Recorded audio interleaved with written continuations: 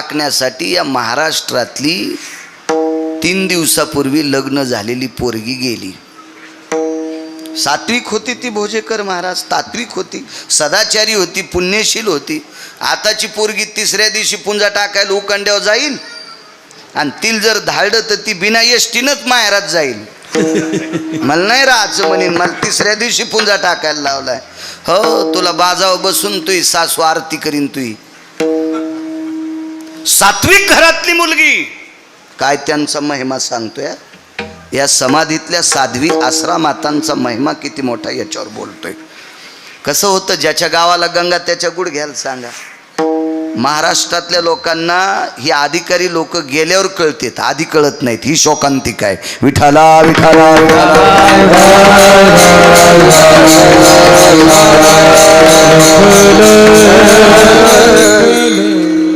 त्या दिवशी त्यांच्याकडे सत्यनारायणाची पूजा होती. आदल्या दिवशी दिवसभर परिसरातल्या देवदेवता, कुलदेवता, स्थापित देवता असतात ना गावाच्या कडेला, या सर्व देवतेची, ग्रामदेवता सगळ्यांची दर्शनं घेतली. आणि दुसऱ्या दिवशी आपल्या भारतीय संस्कृतीनुसार, आपल्या वैदिक संस्कृतीमध्ये सत्यनारायणाची पूजा करत असतात. ती पूजा आटपली. काय भावकीतली 10, 5, 100, 200 माणसं जेवली असतील. जुना काळ आहे तो, फार जुना काळ. तेवढी माणसं जेवली, सगळ्यांची पात्र उचलली, एका टोपल्यात टाकली, त्याच्या 2-3 खेपा उकिरड्यावर केल्या, अंगण झाडलं. 3, 3:30, 4 वाजता.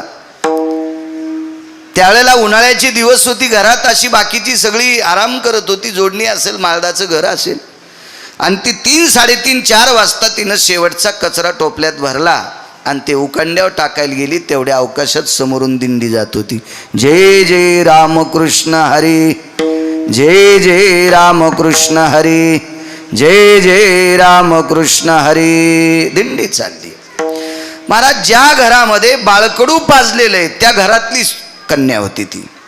तिनं मागचा पुढचा कसल्याही प्रकारचा एका तिळाचा विचार न करता टोपलं उकंड्यातच ठेवलं आणि ती तशीच दिंडीत गेली. नवीन लग्न झालेलं, गळ्यात 5-10 तोळे दागिने, मोठ्या घरची होती ती. माहेरही श्रीमंत, सासरही श्रीमंत. 5-10 तोळे तशा काळात दागिने गळ्यामध्ये. सुंदरशी कपाळावर कुंकवाची चिरी, डोक्यावर पदर घेतला होता. तिच्या साडीला होता ना पदर, होता तिच्या साडीला, म्हणून तिनं डोक्यावर घेतलेला होता तो पदर. आणि अशी भारतीय संस्कृतीतली गजगामिनी म्हणायचं तिला, गजगामिनी. अशा वैभवात ती चालत होती, वैभवात वैभवात. बाकीच्या बायका पाहत होत्या. एका बाईने विचारलं, कोण नाही वा, मोठ्या घरची बाई, आपण कशाला विचारायचं. माणसं आदरयुक्त भीती ठेवत होते, आदरयुक्त भीती. आदरयुक्त भीती कशाला म्हणायचं. मालकाच्या समोर बिडी वाढायची नाही, बिड्या सोडीत नाही, पण मालकाच्या पुढं वडीत नाही. हो, मालकाच्या पुढे तंबाखू खायची नाही. माझ्या लहानपणी बरेच गडी मालक पुढून आल्यावर तंबाखू खाली सोडून देत होते. आता चांगली चांगली माणसं चालू भजनात तंबाखू घोंगडी खातात. ही प्रगती आहे परमार्थाची. ही आपल्या मराठवाड्यातली प्रगती आहे. ही गोडवा आहे आपल्या संस्कृतीतला. काय विटेवरच्या मालकानं आपल्यावर कृपा करावी. विठाला विठाला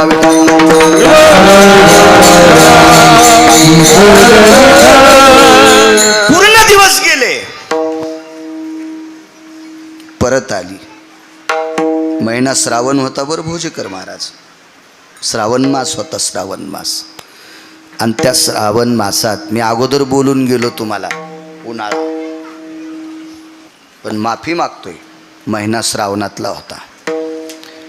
दिंडीच्या बाबतीत चौकशी आत्तापर्यंत मला त्याची माहिती मिळाली नाही, त्याच्याकरता सांगणार नाही. जे गोष्ट माहीत नाही का, बिना बुडाचं टोपलं कवरक हालत असतं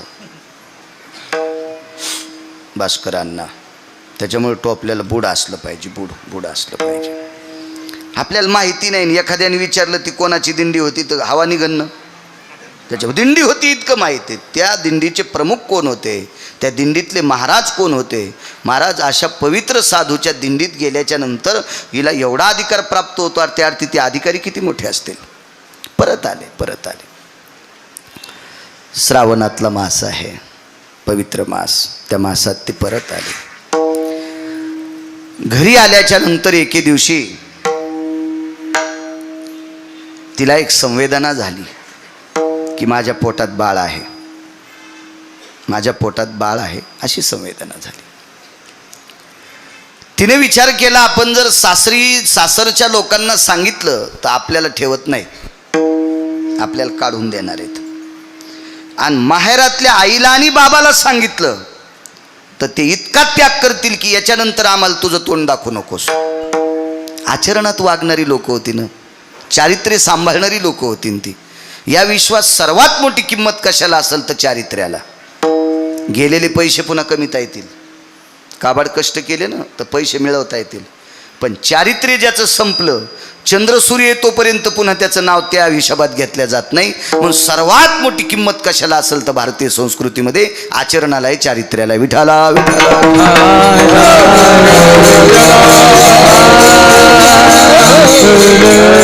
माळा किती मोठाल्या घातल्यास, गंध किती लावलास, माणसं दिसल्यावर रामकृष्ण हरी काय म्हणतो, काय डुलं तू भजनात, हे नाही सांगायचं.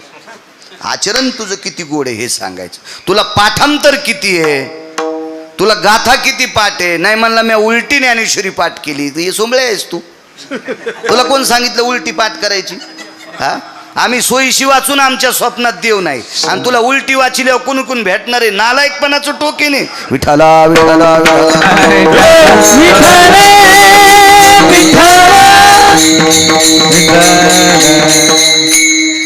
घरी आली, तिचं मन असं खवखव करत होतं. वाढवा थोडंसं आवाज वाढवा. मन असं खवखव करत होतं.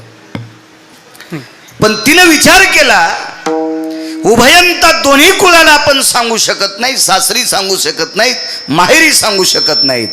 आपण सांगू फक्त एकालाच शकतो, तो विटेवरचा बाप आहे. सुखही सांगायचं असेल तर त्याला सांगा, दुःखही सांगायचं असेल तर त्याला सांगा, मानही सांगायचं असेल तर त्याला सांगा, आणि अपमानही झाला असेल तर त्यालाच सांगा. देवा सांगू सुख दुःख. बर काय होतंय भंगिऱ्याला, तुम्ही दुःख सांगितले होते, रडून ऐकते ना हसून बोंबलच सांगते. एका नळ्यानं ऐकत येत आणि 10 नळ्यानं पेरीत येत. बरं झालं याचं इचकलं, लय तर करू लागला, बरं झालं देवान नीट केला. असे भंगिरे असतात. महाराज ज्याला स्वतःच्या दुःखाची अक्कल नाही ते आराम करायला आपले दुःख कशाला सांगायचे? दुःख फक्त संतांना सांगायचं आणि देवाला सांगायचं, पुन्हा कोणाला दुःख सांगायचं नाही. बाकी दुःख ऐकण्याची क्षमता आहे का नाही?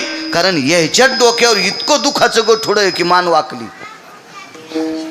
कशाला सांगायची? एक मन होती, उघड्या घरी नागडं गेलं आणि पहाट पस्तोर हिवान मेलं. ज्याच्या अंगावर बोटभर कपडा नाही त्याच्या इथं नागडं गेलं, म्हणला कपडा द्या, ते म्हणला मीच मरायलो, तुला कुठून देऊ? मग हे बाकीची अवस्था आपली, तुम्ही आम्ही. दुःख ऐकायची ताकद त्यांच्यात आहे, ऐकून दुरुस्त करायची ताकदही त्यांच्यात आहे, म्हणून त्यांनाच सांगायचं, कोणाला नाही सांगायचं. एक जणाला गंडमाळा झाल्या आणि दुसरं त्याच्याकडे गेलं, मला 2 आल्यात, ते म्हणला मला 14 आल्यात. मग ज्याला 14 आल्या अजून नीट होत नाही, तू ह्या 2 कापीन ते आगाव पण आहे. एक जणाला कुरप होते, काऊन चालायला राशे, ते म्हणला 20 वर्ष झालं चालताच येत नाही खड्यात. हो म्हणला मलाही एक कुरूप झालंय. आता तू त्याच्या कशाला सांगायला? त्याच्या पायाला गंडलं झालेत कुरपाचे, तू काय ते नीट करणार आहे? ते हे आपण भरकी माणसं आहेत ना, आपण समुद्रातही सळल्यानं नीट होत नाही तर बुटकं भर पाण्यानं काय आपले दात घासायचे आहे का नाही? म्हणून दुःख सांगायचं असेल तर या लोकांना सांगायचं, साध्वींना सांगायचं, संतांना किंवा देवाला सांगायचं. हुशार मुलगी होती,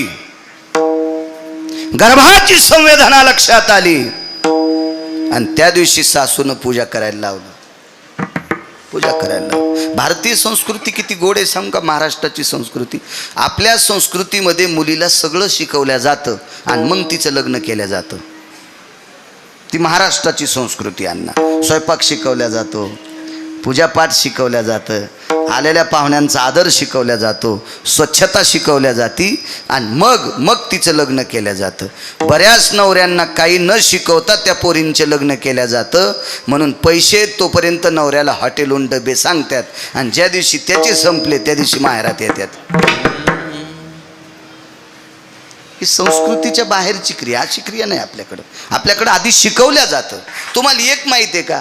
आपल्याकडं मुलीला शिकवल्या जातं नवल नाही, आपल्या इथं बैलाला आधी शिकवल्या जातं आणि मग टिपणीला धरल्या जातो. बैल सुद्धा न शिकवता धरलेला बैल कसा तास आणील, किती जू मोडीन, किती फन मोडीन, किती जानुळे मोडीन, आणि किती आवता हाणणाऱ्याच्या तोंडातून ने जातेन. ते हिशोबात चलत असतो का बैल बिन शिकलेला. म्हणजे आपल्या संस्कृतीत बैलाला सुद्धा शिकवलं जातं, आपल्या संस्कृतीत घोड्याला सुद्धा शिकवलं जातं, तेव्हा त्याच्यावर बसल्या जाते. हा न शिकवलेल्या घोड्यावर बसल्यावर तर ते बोरी खालून जाईन, घेईन ना तोंडवर बाडून. म्हणून आपल्याकडं शिकवल्याशिवाय त्या वैचारिक पातळीची लेवल आणल्याशिवाय त्याला हाताळल्या जात नाही. ती आपली भारतीय संस्कृती, आणि त्या संस्कृतीत भाजलेली ती मुलगी. म्हणून आपल्याकडं म्हणायचं पोरगा औंदा भाजायचं. बाबा भाजायचं म्हणजे इस्त्यात नाही वांग भाजल्यावानी, भाजायचं म्हणजे लग्न करायचं. काय मार्मिक शब्द होते जुन्या लोकांचे. विठाला विठाला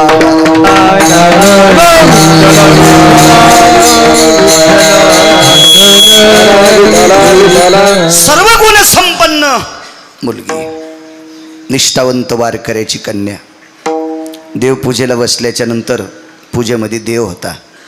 तो देव बापाच्या इथून आणीत असते. आपल्याकडं लग्न झाल्यावर शेवटचा विधी असतो परवर लुटायचा. नवरी नवरदेवाला आपल्या बापाच्या घरी नेती आणि बापाच्या देवहऱ्यात पाय पडायला लावती, आणि मग पाय पडता पडता ती सांगती हे देव घ्या. ते देव म्हणजे लंगडा देव, म्हणजे गोपाल कृष्ण, हे देव घ्या. अशी पद्धत आहे. मग त्यानं तो देव खिशात टाकायचा. ते म्हणला मी घेत नाही. मग ती म्हणली मी संग येत नाही. घ्यावा लागतो का नाही तो देवा, तो देव तिकून आणलेल्या देवाचा सत्यनारायण करीत असते. तर हो मी केलं 27 वर्ष. हो ना. आणि मग तो देव खिशात घेतला. तो देव, त्या देवाची ती पूजा करीत होती. कोणी नाही मागच्या देवघरात, एकटीच आहे. बाजूला कोपऱ्यात एक जातं होतं भोजेकर बाबा. त्या जात्यावर एक दगड असतो गोल, खुंटा ठोकायचा. भाऊसाहेब पाटील तो दगड घेतला तिनं हातात. तो हातात घेऊन दगड देवाच्या पुढं टेकला. देवाला लोणी ठेवलं, त्याच्यावर तुळशीचं पान ठेवलं. काय त्यांचा महिमा सांगतोय. तुळशीचं पान लोण्यावर ठेवलं आणि गोपाल कृष्णाला प्रणाम केला. मालक, माझ्या माहेरात आत्तापर्यंत देवा तुझी पूजा करत होते रे, याच्याकरता तुझ्या पूजेची अस्मिता मला सुद्धा आहे. पण एक विचारते रे देवा, बापानं ज्याच्यासोबत लग्न लावून दिलंय त्याचा अजून शारीरिक संग नाही. वारीत गेल्याच्या नंतर जी माणसं पाहिली, मोठी माणसं पाहिली त्यांना बाप म्हणाले, आणि कमी वयाची पाहिली त्यांना जिजा भाऊ म्हणाले. मग पुरुषाचा संग मला नाही, मग माझ्या पोटात गर्भ कसा. देवा ही माहेरी सांगितलं तर आचरणातली लोक आहे. माझी आई देहत्याग करील, माझे बाबा प्राण सोडतील, आणि सासरी जर सांगितलं तर ते मला हाकलून देतील. हे जगिन्य वाढन बरं देवा. मग मी तुला निमूटपणे विचारते, सुखही तुलाच सांगावं, दुःखही तुलाच सांगावं. आमच्या परंपरेतली सगळी जे ही धुरा आहे का देवा, ही तुला वाहिलेली आहे. वाहुहा संसार, हा हे सगळं तुला अर्पण केलंय. पण सांग ना देवा, कोणाचा गर्भ आहे. महाराज, धातूची मूर्ती बोलत असते का. तांब्या पितळाचा असेल ते फार केला तर चांदीचा रंगनाथ असेल, लय श्रीमंत असेल भोजेकर बुवा सोन्याचा असेल रंगनाथ मूर्ती, पण धातूची कैलास बुवा ती कशी बोलल होती. त्या धातूच्या मूर्तीच्या हातात एक लोण्याचा गोळा आहे, पण तो गोळा कशाचा आहे, धातूचाच आहे. आणि हिच्या हातात दगडाचा गोळा आहे. देवाला सांगितलं, देवा सांग रे परमेश्वरा, सांग सांग गर्भ कोणाचा आहे. बोलत नव्हती मूर्ती. त्या रंगनाथाला, त्या गोपालकृष्णाला, त्या पंढरीतल्या मालकाला दह्या दुधानं तिनं स्नान घातलं होतं आणि सांगितलं, देवा मी तुला दह्या दुधानं स्नान घातलं, लोण्याचा तुळशीच्या पानाचा प्रसाद ठेवलाय, पण आता मी तुला प्रसाद देणार माझ्या अशुद्धाचा. अशुद्ध म्हणजे रक्त. मला सांग गर्भ कोणाचा आहे, नाही तर तुझ्या समोर हा पाषाण मी माझ्या डोक्यात घालून तुला रक्तस्नान घालते. तात्काळ मूर्ती प्रगट झाली. प्रगट झाली मूर्ती. चतुर्भुज नारायण आहे. पायावर डोकं ठेवलं, वटी पसरली. सांग देवा गर्भ कोणाचा आहे. पर्याय आहे देवा. माहेरी सांगितलं पर्याय नाही, सासरी सांगितलं पर्याय नाही, पाताचा पर्याय आहे, त्याला गर्भपात म्हणतात. पण हे जर पाप मी केलं तर चंद्र सूर्य येतोपर्यंत माझं नाव गढूळ राहीन, घाणेरडं राहीन, कलंकित राहील. म्हणून या निष्पाप बालकाची मी हत्या करणार नाही. आहे पर्याय, पण तो चुकीचा पर्याय आणि तो संप्रदायात मोडत नाही. मग सांग देवा, हे तिन्ही पर्याय जर माझ्यासमोर मला अवगत नाहीत, मला ते प्राप्त करता येत नाहीत, त्याच्यापासून मला फायदा नाही आणि मला ते सहन होत नाही, सांग करू देह त्याग तुझ्या पुढे.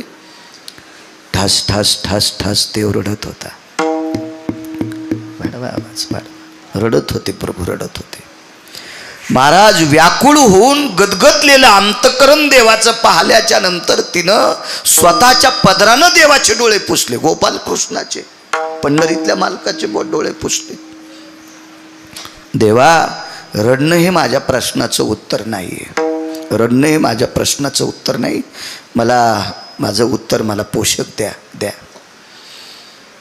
डोळे पुसल्यावर देवाचं रडणं थांबलं आणि व्याकुळ होऊन ही रडत होती. देवा, पवित्र कुळातली रे देवा, आतापर्यंत मला फुलासारखं या कुळातल्या लोकांनी या 5-10 दिवस सांभाळले रे, का रे देवा अपराधा, सांग ना देवा. जगाच्या मालकानं स्वतःच्या पितंबराच्या कोपऱ्यानं तिचे डोळे पुसले. तिचं नाव होतं सखुबाई. जसं या अधिष्ठानाच्या माऊलीचं नाव आहे आसरा माता, तसं त्या माऊलीचं नाव होतं सखुबाई. डोळे पुसले भोजेकर बाबा. जगाचा मालक खाली बसला आणि सांगितलं, सखू, सासुरवाशिनी होतीस, पारतंत्र्यातलं जीवन होतं, एक मर्यादित कवच असतं तारुण्यामध्ये. बाल्य रक्षन्ति पिता, तारुण्य रक्षन्ति भ्राता, वार्धक्ये रक्षन्ति पुत्रः, नैव नैव स्त्री स्वतंत्रता. बालपणात आईवडिलाचा धाका असावा, तरुणपणात आपल्या पतीचं कवच असावा आणि 90 वर्षाची म्हातारी असेल तरी मुलांचं कवच असावा. वार्धक्ये रक्षन्ति पुत्रः, नैवम गिरगावकर लिखितम. आणि हे सखू, या सगळ्या गोष्टीची तू पायमल्ली केलीस. भगवान म्हणले, हे म्हणण्यापेक्षा तुझ्या उद्याच्या भवितव्याचा विचार न करता धाडस केलंस आणि तू माझ्या दर्शनाकरता आलीस ग. पण मला तुझ्या माहेरातल्या लोकांची कीव आली ग. एका पवित्र कुळातली मुलगी आहेस, तिकडच्या लोकांचं जगिन्य होऊ नये, अपमानाचा डोंगर वाढ होऊ नये, याच्याकरता तू वारीत आल्याच्या नंतर तुझ्या घरची सगळी कामं मी तुझ्या रूपात मी केली. महाराज, ती सखुबाई होती. सखुबाई तिनं सांगितलं, देवा, तू साडी नेसला असेल काही नवल नाही, सारवण केला असेल काही नवल नाही, सडा टाकला असेल काही नवल नाही, स्वयंपाक केला असेल काही नवल नाही, शेण काढला असेल नवल नाही, केर टाकला असेल काही नवल नाही, याच्या मागं लोकांचं करीत आलाच ना. चोखोबारायचे मेलेली जनावरं ओरडेस, गोरोबा काकाचा चिखल तुडीलास, नरहरी महाराजाचा गडू फुंकू लागलास, सावता बाबाला खुरपू लागलास, हे खूप काम, अर्जुनाची घोडी धुतलीस, हे खूप काम केलेस ना रे देवा. काय नवलाची गोष्ट आहे, फक्त साडी नेसून केले काय? मला याचं वाटत नाही. माझं एकच प्रश्न आहे की माझ्या पोटातलं गर्भ कोणाचा? आता डबडबलं अंतकरण आणि भगवंतानं सांगितलं, सखू, एके दिवशी तुझ्या मालकाला कामना उत्पन्न झाली आणि ती तृप्त करण्यासाठी त्याच्या शेजेवर संग केला. कोणी केला संग? देवान महाराज श्रुतीनं प्रश्न केला. हा गा पुरुषा गर्भाशय, पुरुषाला गर्भाची पिशवी कसं शक्य आहे महाराज? श्रुती प्रश्न करते देवाला, श्रुती श्रुती श्रुती प्रश्न करते. श्रुती भगवंतानं श्रुतीला सांगितलं, श्रुती, या प्रश्नाचं उत्तर तुला पुन्हा देईल, पण हिचं मिटू दे ना, मिटू दे, हिचं मिटू दे. श्रुतीनं स्वतःचा प्रश्न चुरगळून टाकला आणि श्रुती यावेच्या विचार करत होती की जगाचा बाप हे वृक्षाचे पान हाले ज्याची सत्ता, झाडाचं पान ज्याच्या सत्तेशिवाय हालत नाही त्याला जगाचा बाप म्हणतात. आणि एवढ्या मोठ्या टोकाचा जगाचा बाप असताना इथं कोण्याही माणसाला 10 लाख रुपये दिले तर कृष्णाबुवा आहे साडी नेसून संभाजीनगर जिल्ह्यात फिरंग का एखादा माणूस इथं बसलेला? 10 लाख रुपये माझ्याकडे तर नाही, तर मी भीक मागून देईल. आपल्याकडे एवढे पैसे कुठून आले? मी भीक मागल पण त्याला 10 लाख रुपये देईल. करा हातवरी. फिरतो का माणूस? नाही. जगाचा बाप नुसती साडी नेसला नाही, बाई होऊन पुढच्याचं काम तृप्त केला. महाराज श्रुती वेडी झाली, वेडी झाली.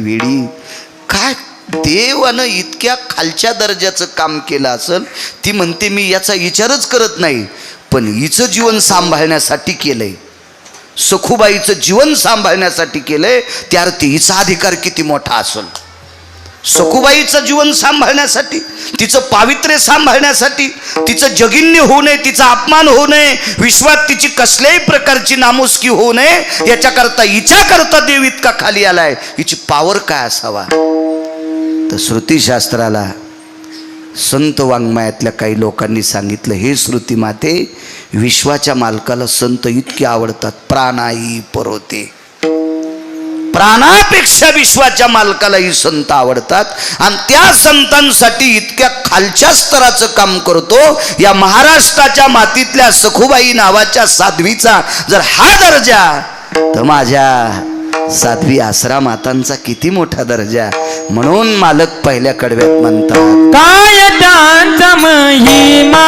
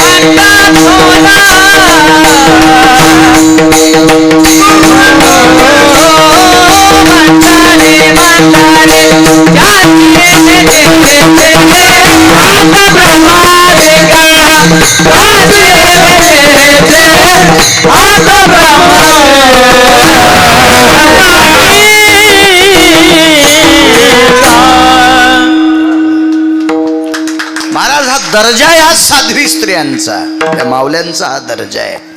आणि ती पवित्र पूज्य श्री समाधीधन सद्गुरू आसरा मातेंचा अधिष्ठान इथं आहे. काय पूज्यता.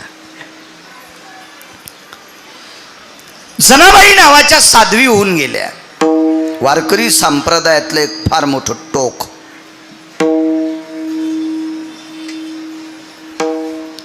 महाराज विश्वाच्या मालकानं भ्यावं. विश्वाच्या मालकानं. एखाद्या बाईनं भजन येते मग तिनं दिबर म्हण शिवी तू कोणाला, तुला दात राहतेत का खारोड्या खाला तर चपात्या चगळून खाईन, खारोड्या चगळून खाता येत असतात का, ठोईन का तिचे कोणी दात.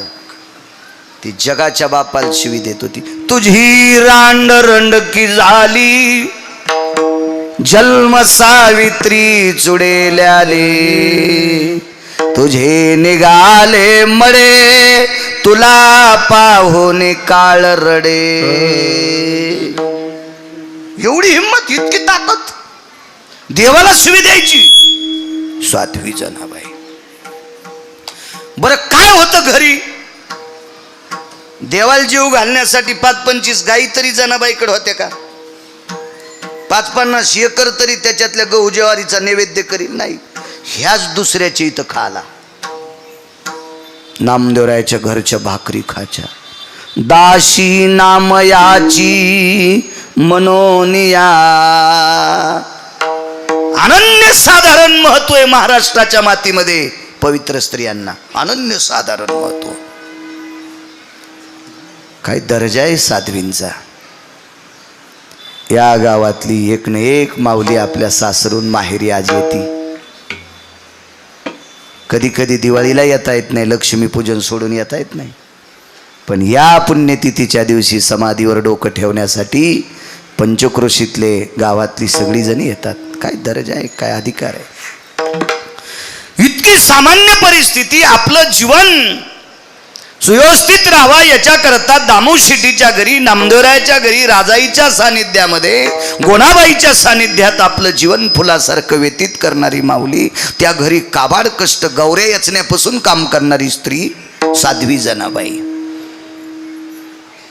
बर, ज्या घरी राहत होत्या त्या घरी कोण्याच माणसाला बंद पांघरायला नव्हतं. बंद म्हणजे आता हे जर चादर असेल तर बंद म्हणायचं. भोजेकर महाराज याच्यातलं अर्ध फाडलेलं. कारण बंद पांघरण्यासाठी नव्हतंच तितकं पाटील साहेब, नव्हतंच. इतकी परिस्थिती नाजूक. या परिस्थितीमध्ये जगाच्या मालकानं त्या बाईला नाहू घालावं. नाहू.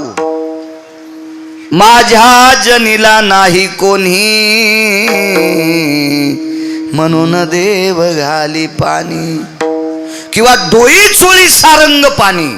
जगाचा बाप डोकं चोळायचा, डोकं चोळायचा. वैकुंठवासी माधव महाराज मगर म्हणायचे, वापन काढायचा. आपली भाषा नाही पण त्यांची येते. आधरीव लोक परमार्थातले, त्यांचं वाक्य सांगतोय. पा इतकं देव काम करायचा. एके दिवशी जनाबाई झोपलेल्या आहेत आणि राजाबाईंच्या गोतातली एक पाहुणी आली. म्हणजे नामदेवरायाच्या सासरवाडीतून एक पाहुणी आली.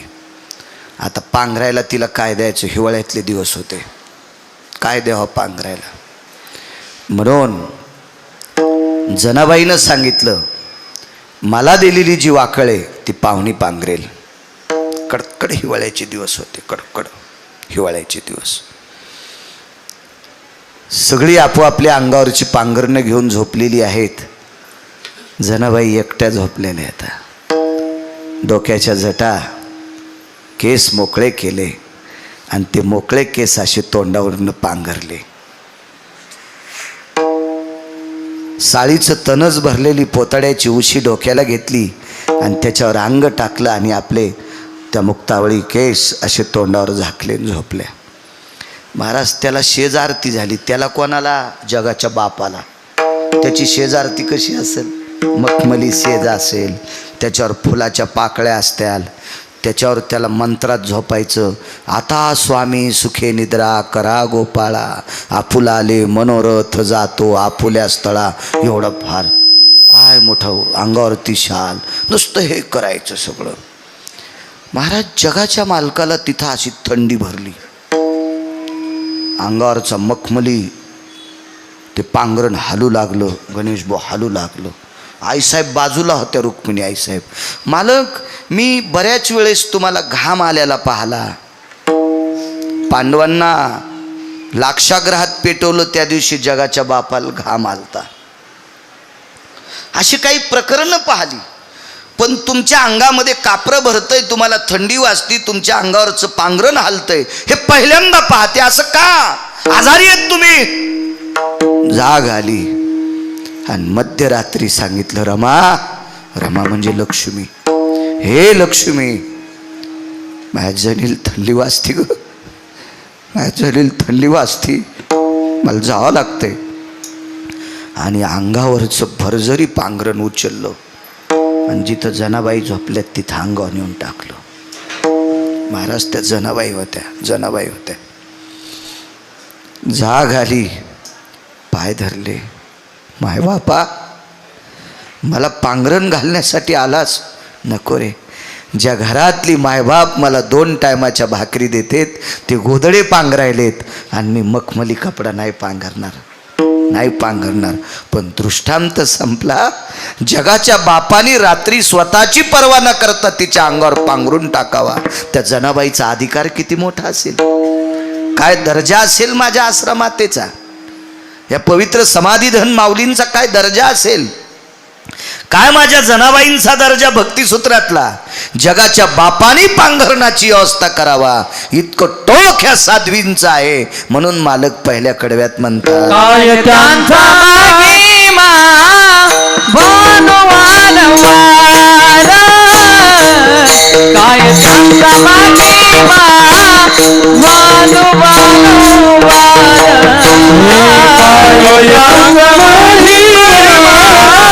बनवाल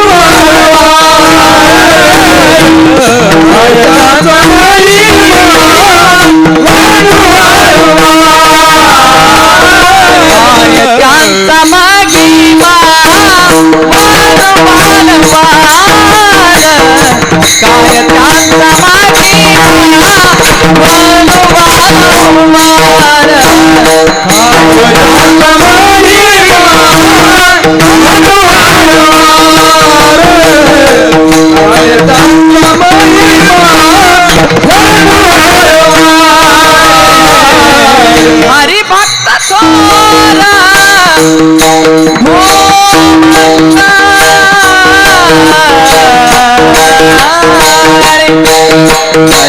हरिभक्त थोरा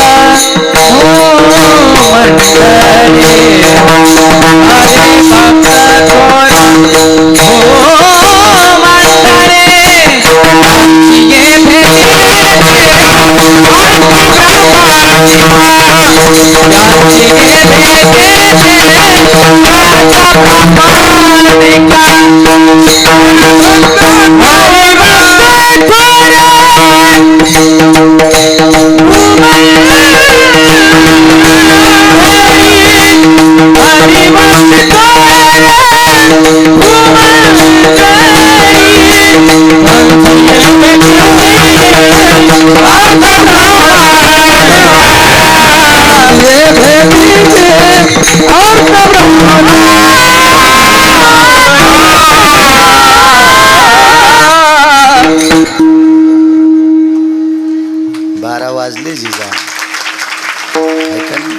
12 वाजले. जाऊ द्या, साध्वीची सेवा आहे, जरशी शिल्लक करतो.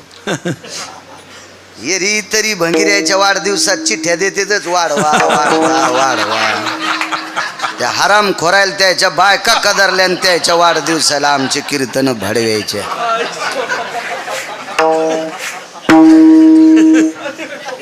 इथं बोललेलं मालकाच्या यादीत जाते.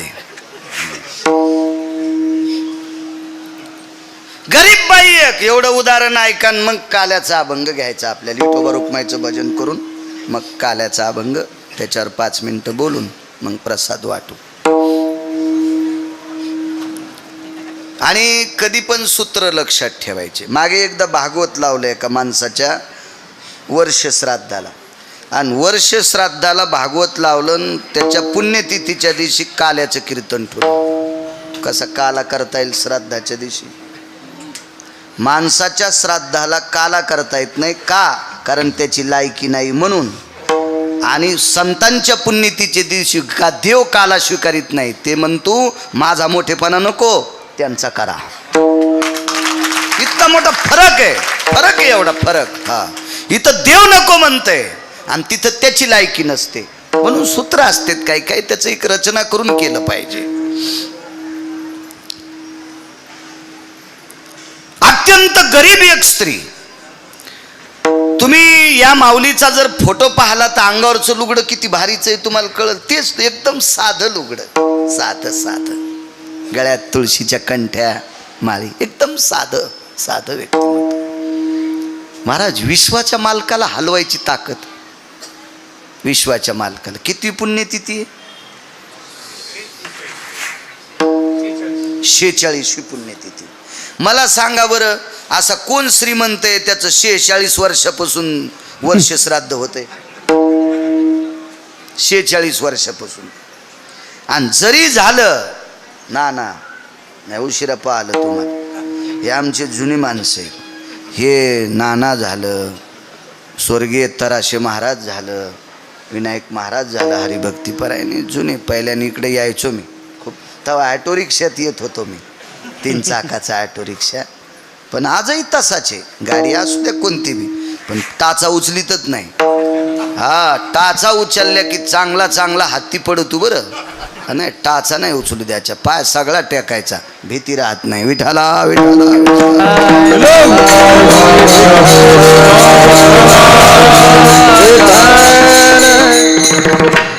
गरीब बाई, अत्यंत गरीब, गरीब बाई, अण्णा गरीब बाई. ती रोज देवाला नैवेद्य द्यायची, खिचडीचा नैवेद्य. खिचडी काय असेल बरं तिच्या खिचडीला? कधी जर तेल नसलं तर ती पातेलं ते मडकं गरम करायची आणि त्याच्यात पाणी टाकायची. ते चणकन वाजलं, पाण्याला चटका बसला आणि पाणी उकळलं की तांदूळ टाकायची. फक्त मीठच त्याच्यात, मोहरी नाही, जिरं नाही, तेल नाही, हळद नाही, जायफळ नाही, कढीपत्ता नाही, काही नाही तिच्या खिचडीला. नुसतं मीठ आणि मिरचीचा तुकडा. अत्यंत गरीब बाई, अत्यंत गरीब बाई. इतकी गरीब पुढे आहे का, तिला झोपडं जरी असलं तरी त्या झोपड्याला सुद्धा लाकडं मोठी भेटली नव्हती. कारण तिच्या झोपड्यात मधात जाताना बसून जावं लागायचं. बसून बावसाहेब महाराज बसून, उभ्यान गेल्यावर थुत्तर फुटन, म्हणजे उभ्या मेडी उंचीनं कमी होत्या. मग आता ते वाशे तरी लांबणीचे कसे जमतील? वाशे नाही कळायचे जिनच्या पॅन्टीवाल्याला, वाशे फक्त जुन्या लोकांना कळतंय. तुम्हाला वाशे कळत नाहीत, वाशे मोजता येतात. विठाला विठाला विठाला. म्हणून जुनी माणसं म्हणायचे, काय बचर बचर लोकांचे वाशे मोजायला. वाशे मोजणं म्हणजे दुसऱ्याची निंदा करणं, उकांडे उकरणं. वास त्याला म्हणतात, ते लाकडाचं असतंय.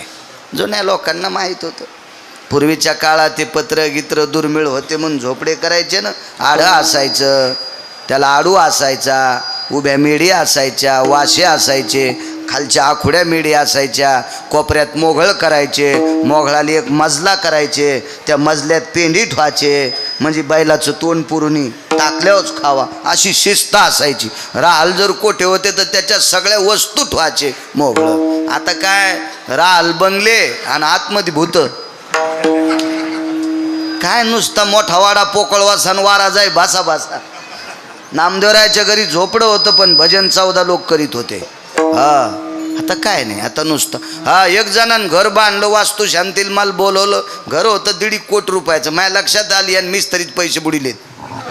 भेताड रडू लागलं ना ते गजा असे वक करू लागले. म्हणलं यान गजावाल्यात पैसे दिले नाही, खडीवाल्यात दिले नाही, इटावाल्यात दिले नाही, याच्या घरात बसणं म्हणजे मसनवाट्यात बस नाही. आता करता काय, बुका लावणार तेच होतं.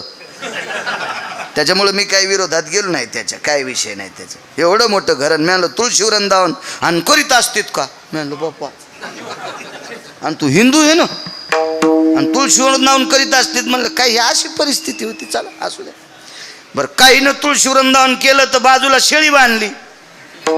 ती शेळी तुळशीला उपदाऱ्याच येऊ दे ना, शेंडा आला की छानी, आला की छानी. काय नाटको काय कायचे बाप्पा. आणि ते म्हणते आम्ही लय परमार्थिक, चांगल्या पुरात टाकायला पाहिजे या मन तुम्हाला. विठाला विठाला विठाला.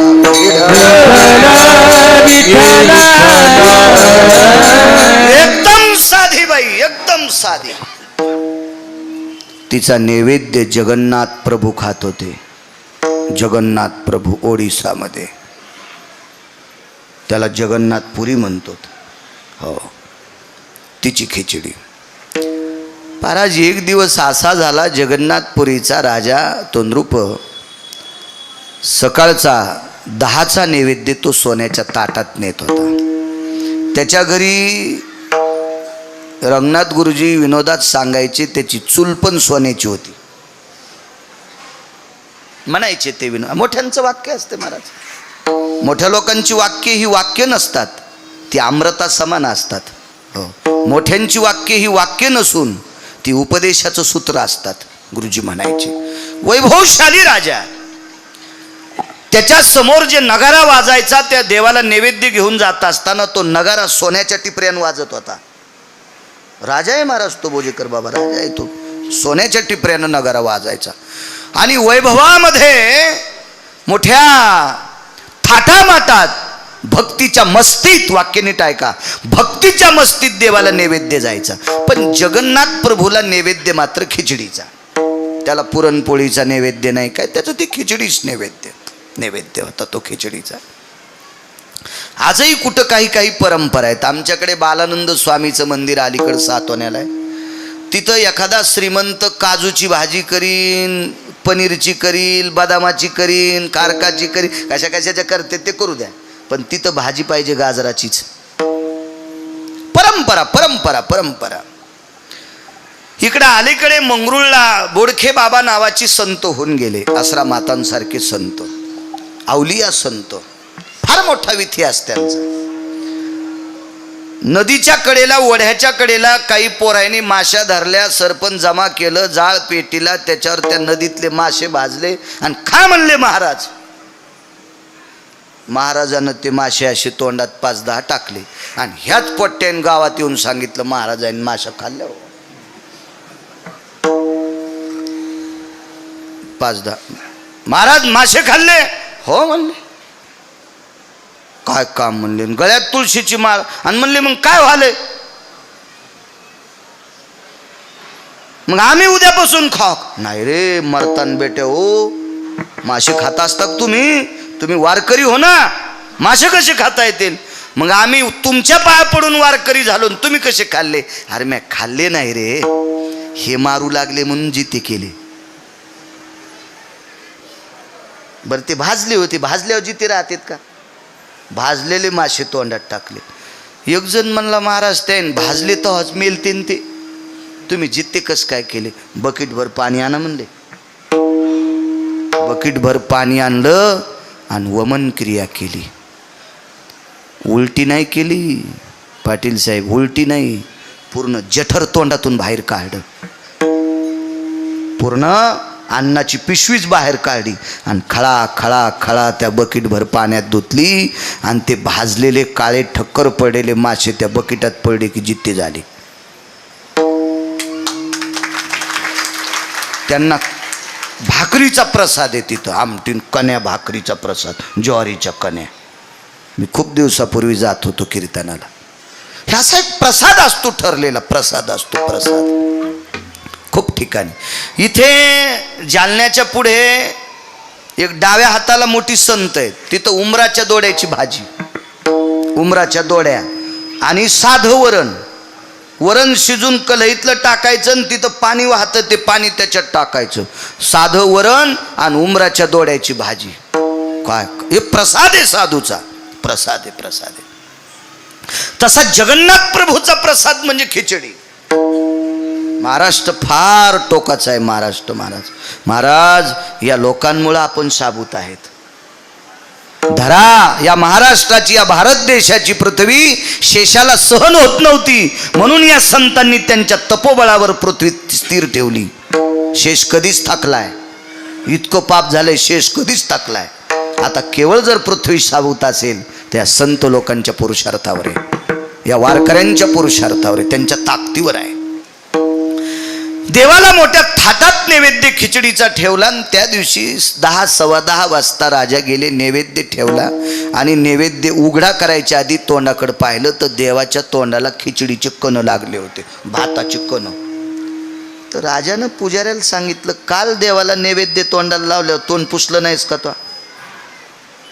पुजाऱ्यानं सांगितलं, मालक नैवेद्य ठेवल्यावर देवाच्या तोंडाला खिचडीचा घास लावला, मखमली कपड्यानं तोंड पुसून घेतलं, तो घास या खिचडीत टाकला, अर्धा आम्ही पुजाऱ्यानं घेतला, अर्ध्यातला अर्धा तुम्हाला द्याला आणि चौथाही भाग भक्ताच्या खिचडीत टाकून सगळ्यांना वाटला. त्याच्यावर रात्री देवाचे शेजेचे मंत्र झाले, देवाला अंग गळ्यातले निर्माल्य काढले, माळा काढल्या, देवाला शेजेवर पोहुडलं, ह्या सगळ्या गोष्टी झाल्या आणि सकाळी देवाला पंचामृतानं स्नान घातलंय, अभिषेक झालाय, मंत्रोच्चार झालाय आणि देवाच्या तोंडाला खिचडीचे कण कस काय? राजान पुजाऱ्याला वेठीच धरलं, दार लावलं आणि मग साक्षात्कार झाला राजाला. संध्याकाळी, राजा तुम्ही नैवेद्य नुसता ठुता पण या गावातली एक म्हातारी तिची खिचडी देव खातो. राजा म्हणला आपल्याला तिला बोलवा, आपल्याकडे बोलवा. मग तिला बोलून घेतलं. त्या म्हातारीला बोलवलं. भालदार चोपदार पालखीच पाठिली सोन्याची. पण ती साध्या विचाराची म्हातारी होती. साध्वी भोसले मातासारखी ती माऊली होती. ती पालखीत कशाला बसून सोन्याच्या. त्या म्हणल्या मी पायी चलते. आणि ती म्हातारी काठी टेकीत टेकीत राजाच्या दारात आली. आल्याबरोबर राजाची पत्नी वगैरे प्रधानाची पत्नी सगळ्या बसल्या. राजाने विचारलं माय, मोठी माणसं आदरयुक्त बोलतात, हे माय. जी माय बाप. तू खिचडी करते? हो. देवाला नैवेद्य? हो. नुसता नैवेद्य देत नाही, त्यानं खाल्ल्याशिवाय मी खात नाही.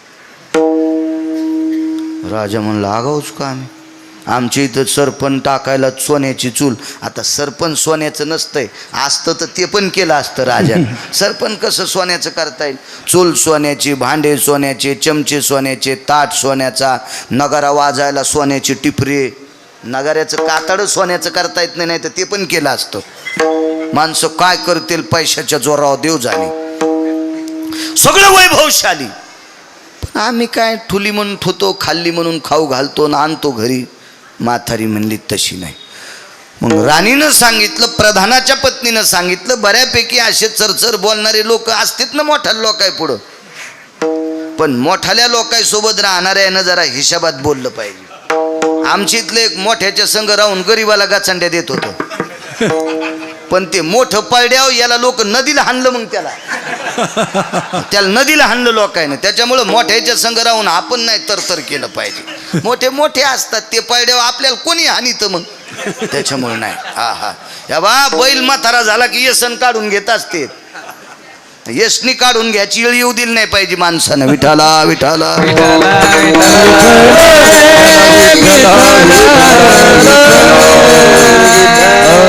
हुशार बाई.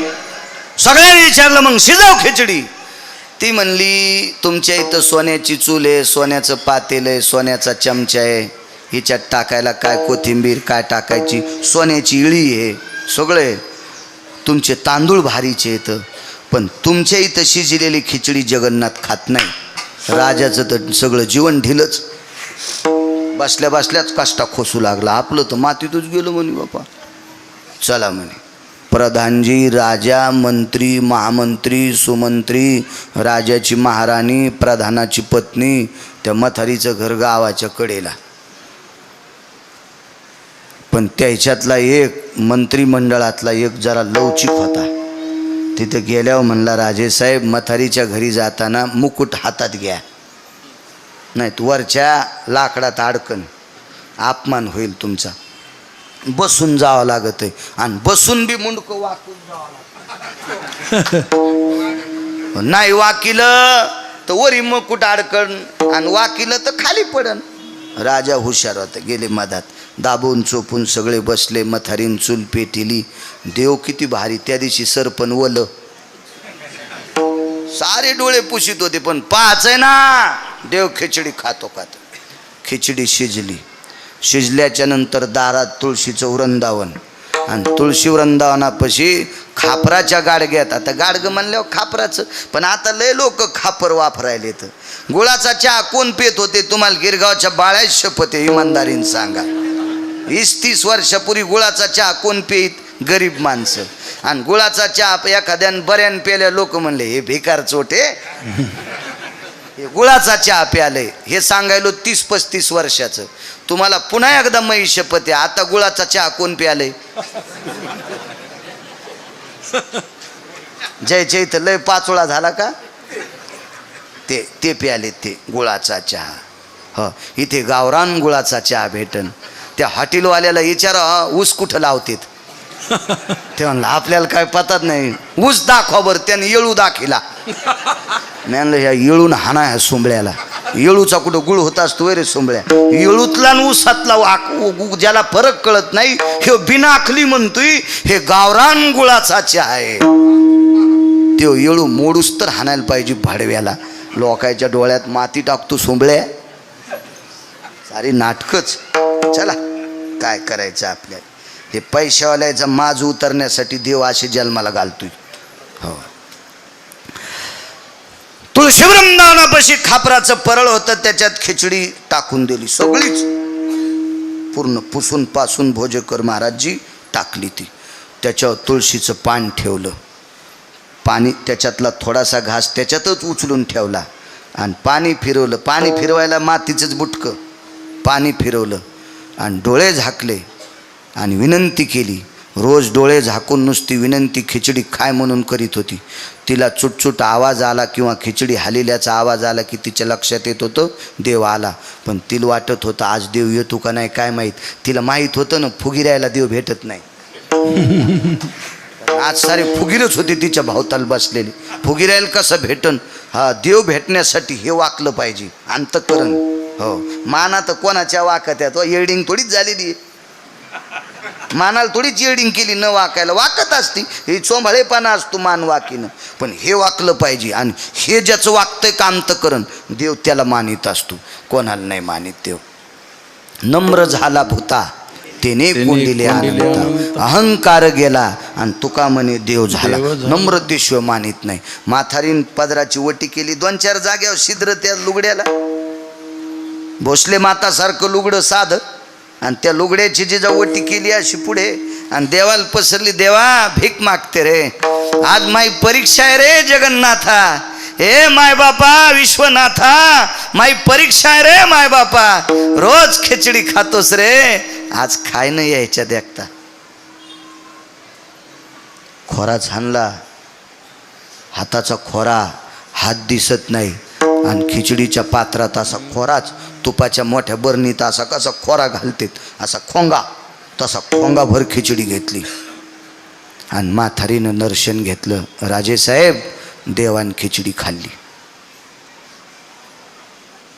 म्हातारीनं जिथं देवाचा हात लागला होता का तितका भाग राजाला देऊन टाकला.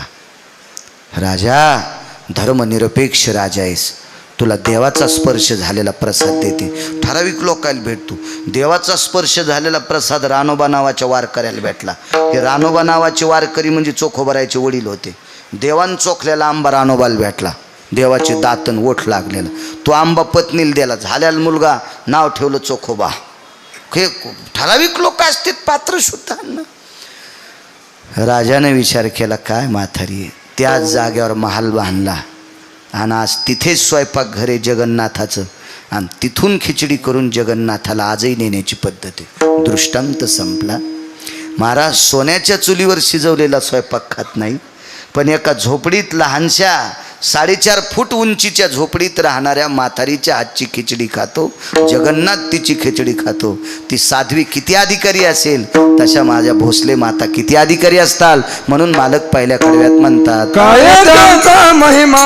नाशिकच्या मनमाडच्या मालेगावच्या पुढं कोपऱ्यावर, खानदेशच्या कोपऱ्यावर ढवळेवीर नावाचं गाव आहे. ढवळेवीर. जीवनभर एका साध्वी रुक्मिणीबाई नावाच्या स्त्रीनं ज्ञानेश्वरी वाचिली. त्या जात राहिल्या. त्यांचा अंत्यविधी केला अण्णा. तर अंत्यविधी केल्यावर दुसऱ्या दिवशी राख सावडायला गेले तर दोऱ्यासगट माळ सापडली. दोऱ्यासगट. आज त्या माऊलीच्या माळीची समाधी आहे.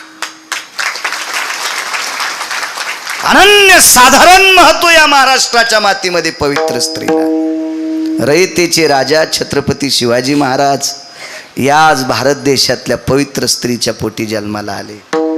धर्मनिरपेक्ष महाराणा प्रताप याच भारत देशातल्या पवित्र स्त्रीच्या पोटी जन्माला आले. ज्ञानोबाराय, तुकोबाराय, नामदेवराय, चोखोबाराय, नाथबाबा, सावता महाराज, शेना महाराज, गोरोबा काका, निवृत्तीदादा, सोपानदेव हे सगळे याच भारत देशातल्या पवित्र स्त्रीच्या पोटी जन्माला आले. इतकी पवित्र स्त्री, त्यात माझ्या भोसले माता माऊली, त्यांचा हा 46वा पुण्यतिथी सोहळा. त्यांच्या चरणी साष्टांग प्रणिपात करतो आणि माझ्या वाणीला कीर्तनातला मध्यविराम देतो. विठोबा रखुमाई,